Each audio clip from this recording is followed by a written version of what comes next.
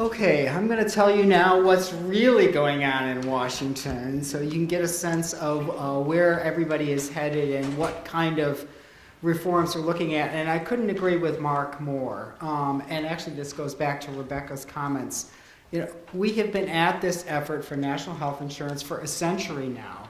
And hopefully we're going to break through in a major way by the end of this year. But that is only the next step on a continuing journey. First of all, we're going to have to implement whatever they come up with, which is going to be a whole task in and of itself. But it will set a legacy for where we're going to go in the future. And I've come to understand as an activist that I'm in this for the long haul. Hopefully not another century, but at any rate. I'm going to be working off an outline that I think all of you have. It's just of my remarks. If people need some, raise your hands. I think most of you got them when you came in. If you didn't, there's some copies floating around. So, okay, they're working their way this side of the hall, I guess. There are some people back over here that need some. Okay. Great. Okay. Well, so Rebecca was right. We've been at this fight for about 1,000. Seems like it sure does. 100 years now, and about every 15 or 20 years, we have a national conversation about healthcare reform, and we're coming up on one of those periods again. And sometimes we've broken through in a major way, most notably the creation of the Medicare and Medicaid programs in the mid-'60s. But most of the time we've stalled out. So I think we're at a moment now where we face three possible outcomes of healthcare reform. We can either have good healthcare reform, and that's reform that moves us along in a direction we all want to go and need to go as a society. The second thing we could have possibly is bad healthcare reform. And I think for those of you in the room who might be familiar with the Medicare Part D program that Mark referenced, the prescription drug program that they came up with back in 2003, which is a Byzantine boondoggle to describe it in the best of terms, that's privatized and so forth. That's bad healthcare reform. And then the third outcome that we could face is something that we've come up with time and time again, and that is no reform. And I think the president is absolutely right when he says maintaining the status quo is no longer an option for us as a society. We must change the healthcare system. So the question is not any longer whether we're going to have change in healthcare, but what kind of change we're going to have and who's going to determine what that change looks like, which is where the political power struggle comes into this fight. And I'll talk a little bit more about that. The good news is that the outcome of this fight around healthcare reform has larger implications politically beyond healthcare reform per se, and is going to affect, I dare say, the future of the Obama administration and the Democratic Congress on a number of issue fronts. This is sort of the first thing out of the gate. And some Republicans in Congress are very upfront about this, saying that they want to take Obama down on this issue. So there's a broader political aspect to this issue as it plays itself out, beyond health policy. The good news is that we have a president and congressional leaders who are committed to making healthcare reform happen, and they're actually fairly well down along that road, even with some recent developments that happened this afternoon, which I'll share with you in a moment. In the legislation that Congress is crafting, they're looking to address three broad areas of issues. The first one, and the one that captures the most attention of the public, is the issues around insurance coverage and making sure that everybody has some kind of insurance coverage in place when all is said and done. Or if we don't succeed in universal coverage, we get as close to it as we can get to it in this round, given the schema that they're coming up with around healthcare reform. So that's the first area. The second area is the area that Mark was talking most about, and that is there's a whole lot of stuff in there that's going to bring about change in the healthcare system, particularly the healthcare delivery system. And I'm not an expert in this. He's probably much more so.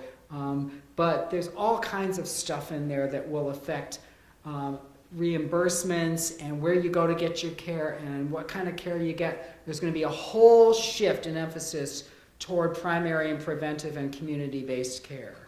That's going to happen. They're going to be looking at health information technology and comparative effectiveness research and medical homes and strengthening public health, and there's a lot of stuff in there that they're going to try to do both as a way to control costs in the system, because Mark is right, our healthcare system is wildly out of control on the cost fronts, wildly inefficient, and so part of this system delivery is to begin to rein that in a little bit and slow it, and in the terminology of current health policy experts, quote unquote, bend the cost curve so that it stops going up exponentially and starts bending over the other way, for those of you who remember your high school trigonometry.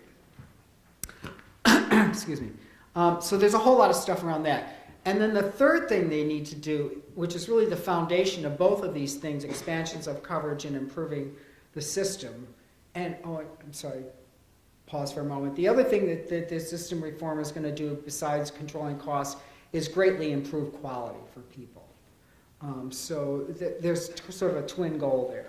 So the third thing they're going to do, which underlies both of these things around system reform and coverage expansions, is how are they going to finance all these changes in the system that they're looking at. And the president has laid out a goal of around $900 billion over a 10-year period, which sounds like a lot of money, but when you put it in the grand scheme of things, of if we didn't do health reform and the trajectory of healthcare costs continued as projected over the next 10 years, this amount of money is a relatively small drop in the bucket. And we potentially could get a lot of bang for our buck out of this, so it's worth making the investment up front. And quite frankly, in the eyes of many health policy people, this figure of $1 trillion is really a lowball figure for the kind of scheme that they're working to develop. So we just caution here, we have to be careful we don't try to do healthcare reform on the cheap, because then we're not going to really get the reforms that we want and need, and it won't work so well. So those are the three areas that they're focusing on: coverage, system reform, and paying for reform. And they're working off a blueprint that the president laid out in his campaign last year, and you can read this on the sheet. I'm not going to tick down it for you. And then once he was elected in early March, the president held a healthcare summit at the White House in early March, where he brought all the stakeholders together, including consumer advocates and so forth. And they had a conversation about healthcare reform. And coming out of that, the president outlined 8 principles that he wanted to see embodied in whatever health reform legislation Congress came up with. And he threw the ball back into Congress's court.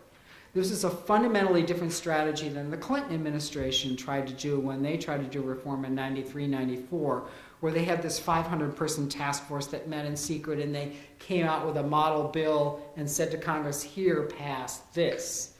Well, one of the political mistakes they made was that Congress only likes to pass things, particularly things that are going to make them look good, if they've got their own fingerprints all over it.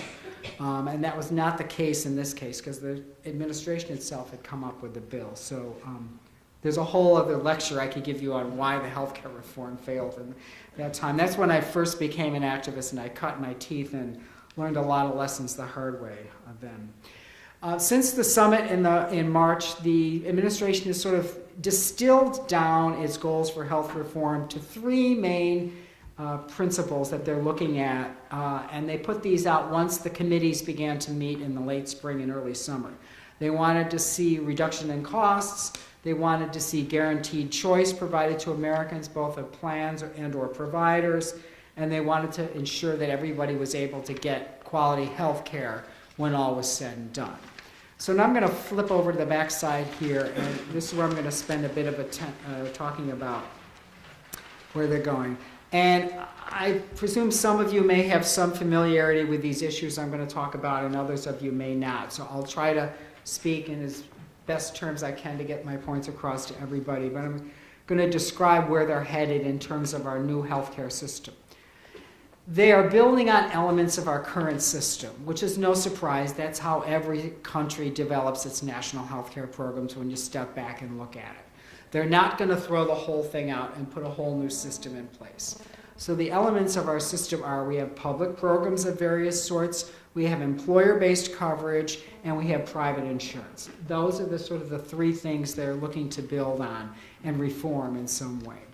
So where they're headed, Medicaid, which is the program, it's a joint state-federal program that's for lower-income people, will be a across-the-board floor for this new system. They're going to get rid of all the different categories within Medicaid that exist now and just reduce it down to if you meet a certain income level, you're in the program. And they're going to also eliminate state variation on that. All states will have to provide this Medicaid coverage. Right now, different states can do different things. We have fairly good Medicaid programs in New York. They have lousy ones in Mississippi and Louisiana and Arkansas.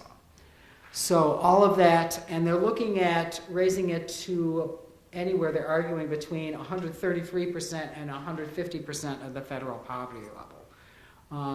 And to decode that a little for you, as an individual, 133% would be around $15,000, $16,000 a year. 150% would probably be a few $100s higher than that, is what they're looking at. And then there's variations on those numbers depending on how many adults and children you have in the family. So that's a floor across all levels. Then Medicare, which is the federal program for the elderly and the long-term disabled, will largely remain as it is.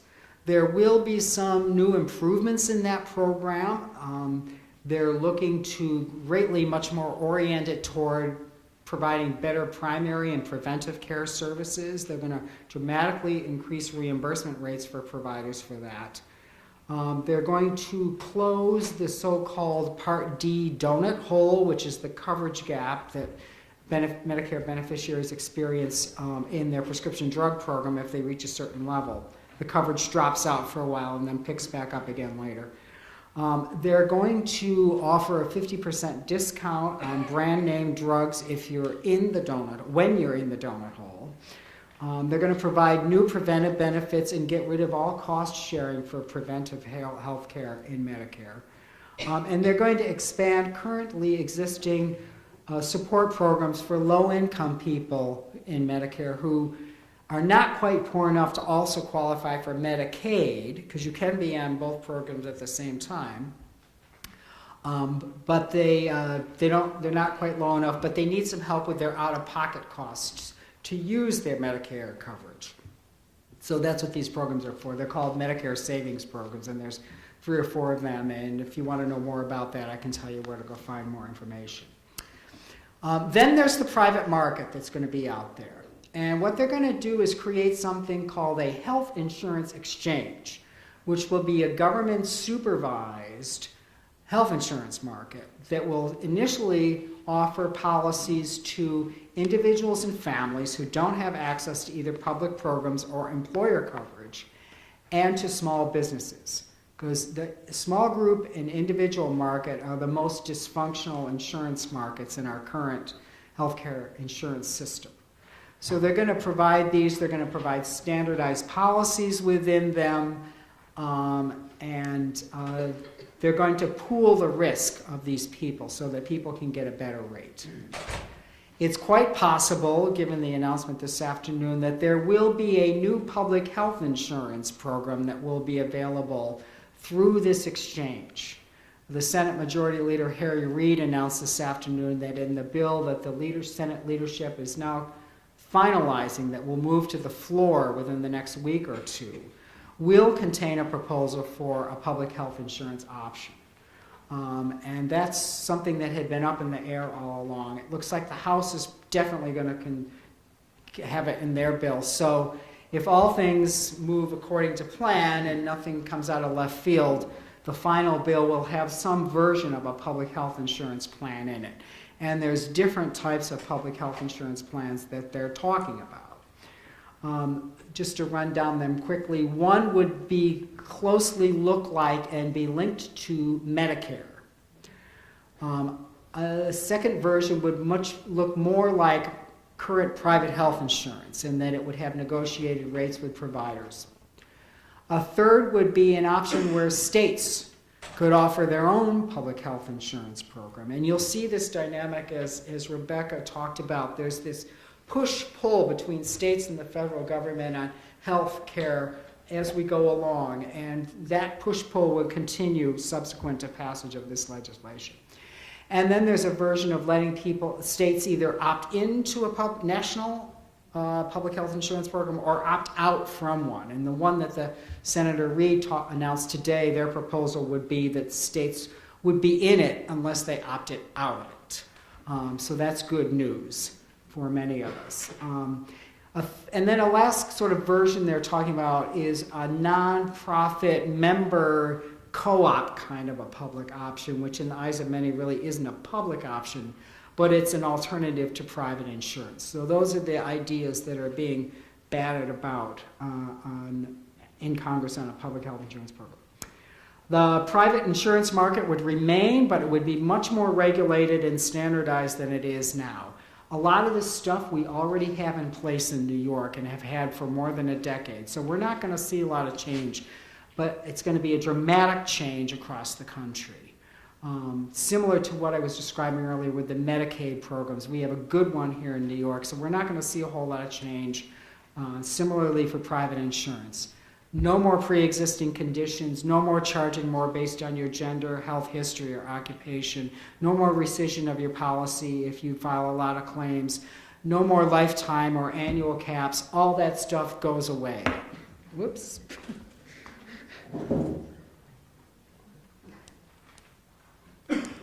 Actually get a little excited, I guess, about this because that was my very first campaign I worked on as a health activist, was getting those laws passed here in New York in 1992. So that will all be much better for people. Employers will be required to provide coverage to their workers. That's going to be a big change, and it's a shift in the, as Mark was talking about, in the role of government in making sure that we provide a social or economic good to all members of our society. Right now, employer-based coverage has been voluntary, but it will now be mandatory. There will be some exemptions for some small businesses based on criteria that they're negotiating out. If employers are supposed to provide coverage and don't, then they will pay a fee to the federal government that will go to fund the plans that are available in the exchange for uninsured people and for other small businesses. Initially, the exchange will over time open up and expand to cover larger and larger businesses as it moves along. If you don't have access to employer-sponsored coverage, or you can't get into either Medicaid or Medicare or the state child health insurance program or some other public program, you or your family will be required to carry coverage on your own, and you will go to the exchange to get that coverage. If you do not carry the coverage that you're supposed to, then you will pay a penalty at tax time. Now, there will be subsidies available to individuals and families to help them purchase coverage in the exchange if they need to do so, and to assist small businesses. They will get tax credits to help them purchase coverage in the exchange. There will be some exemptions, as I said, from this mandated requirement for some small businesses depending on size. And if your family can show that it's a financial hardship or impossibility to afford this coverage, then there's a possibility you'd get an exemption too. That will still leave you uninsured, however. But you won't have a tax penalty to pay, and you won't be required to carry insurance. So that's the overall architecture of the new system that we're headed toward. Now, what are the contentious issues that Congress is arguing about? Will there be a new public health insurance option? Looks like they're on the way to solving that problem. Will there be substantial insurance regulation? Looks like they pretty much got that solved, except the devil is really in the details, and the insurance industry knows really well how to spot the tiniest loophole and take advantage of it. So I think they're going to have to pay some attention to that. There is one sticking point around this. They are going to allow insurers to differentiate premium rates based on age. This is something we don't have in New York right now, and we may be able to keep our laws in place subsequent to reform. The House is talking about a difference of as much as 2 to 1, so that if you're a 22-year-old person and you buy a policy, say, for $500 a month, if you're a 62-year-old person, you could be charged as much as twice $1,000 for that exact same policy. The Senate is talking about a difference of 4 to 1, which would be a difference of $500 if you're 22 or $2,000 if you're 62. The Senate is also talking about allowing insurers to differentiate a little bit based on geography, some lifestyle things like smoking and so forth. So there could be some significant premium differentiation. The benefits package. They're looking at working off the standard Blue Cross Blue Shield plan that's available through the Federal Employee Health Benefits Program to any federal worker, especially members of Congress. So this idea of you're going to get what a member of Congress gets. There will be some differentiation, 3 or 4 different levels of those packages, which will have different cost-sharing arrangements, higher premiums versus deductibles versus co-payments, different combinations of those that will be available. They're arguing about these issues of mandates for employers and individuals. One of the Senate bills does not have an employer mandate in it. Let's see, affordability protections. If they're going to mandate that you buy coverage, how are you going to be able to afford it? They're going to offer these subsidies. Are the subsidies going to be adequate? And up to what level of income would you be eligible for these subsidies? They're also looking to cap your out-of-pocket costs if you reach a certain point, if you have a serious illness and so forth. You would, at a certain point, you'd stop paying those deductibles and co-payments. They're going to do some things about Medicare, and unless you really know about Medicare, I'm not going to go into that right now, but they're going to end some subsidies for the private Medicare plans that Mark referenced. They're being way overpaid by the federal government right now, and they're going to try to get higher rebates from the drug industry. Medicaid eligibility levels, I talked about that already. How to fund reform. This was the third area that I talked about they were looking at in this legislation. There's basically 2 ideas that they're putting on the table. One is to raise an income tax surcharge on the wealthiest 1 to 2% of Americans, where you would pay an additional tax on income above a certain level to be defined. And they're looking at roughly between $250,000 and $500,000 as the level where they would start off from to raise the rates. That's what the House is talking about. The Senate is talking about taxing health benefits, particularly on so-called, quote-unquote, Cadillac health plans. These are comprehensive insurance products. They are the only products that are for sale in the New York market for individuals and for individuals. So you would be taxed if you had to buy this in New York. I don't know about you, but I think everybody should have a Cadillac health plan because you might get hit by a Cadillac and need it. The idea of insurance is to have the coverage there when you need it. So the labor unions are really pushing back on this. Trade unionists over many contract negotiations have foregone wage increases in order to hang on to good health care benefits. And now they're going to be taxed on it, and they're not happy about this idea at all. It's also a tax, quite frankly, on the sick, because the sick are the ones who carry comprehensive policies because they need them. So I sort of juxtapose the House and the Senate on this aspect of financing of the choice is, are we going to tax the rich or are we going to tax working people and the sick? Those are the choices about how to fund health care reform that Congress is currently considering. 3 other areas they're arguing about. What about coverage for immigrants? This is a very important issue for a metropolitan area like New York City and a state like New York. Let me describe where they're going. For undocumented immigrants, nothing would change. It's going to stay exactly as it is right now. The only thing they have access to is emergency Medicaid in a hospital emergency room at a medical crisis. That will pay the bill. For legal immigrants, they're looking at actually allowing them to use the exchange, perhaps get access to the subsidies that would be within the exchange, And what they're kind of arguing about at the moment is, under current law right now, legal immigrants are not able to access public programs like Medicaid until they've been here 5 years. There's a 5-year waiting period. So the House is talking about lifting that 5-year ban. The Senate hasn't said anything about it. They're kind of silent right now, so we would presume that that would stay in place. Coverage for comprehensive reproductive and sexual health care. The flashpoint here is coverage for abortion-related services.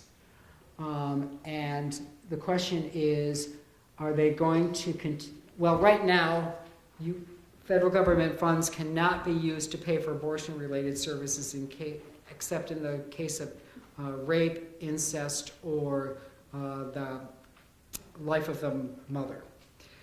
And it might be at risk. So that was passed by Congress in the 1980s.